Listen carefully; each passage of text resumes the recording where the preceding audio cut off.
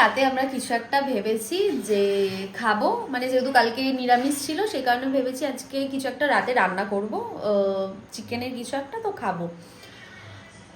বেরিয়েছি সেই মতো, বাইরে বেরিয়ে একটু কিছু খেয়েছি পেয়েছি। তো আসার সময় বাজার করে আসবো, তখন এনার বাবা ফোন করেছে দোকানে যাওয়ার জন্য। যাই হোক, দোকানে গেছি, ভেবেছি তাড়াতাড়ি হয়তো ছেড়ে দেবে। 10:30টার সময় আমাদের ছেড়েছে, তো আমরা কিছু কিনতে পারিনি। রাতের মেনুটা একবার দেখুন। বিকাল দিয়ে ভেবেছি এই খাবো সেই খাবো, লাস্টে আমরা কি খাচ্ছি? আলু ভাজা।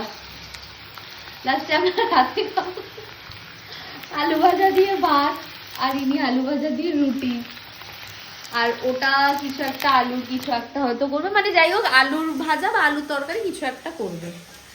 কপালে না থাকলে কিছু তো আর করা যাবে না। যাই হোক, লাস্টে চিকেনের বদলে আমরা আলু ভাজা খাচ্ছি।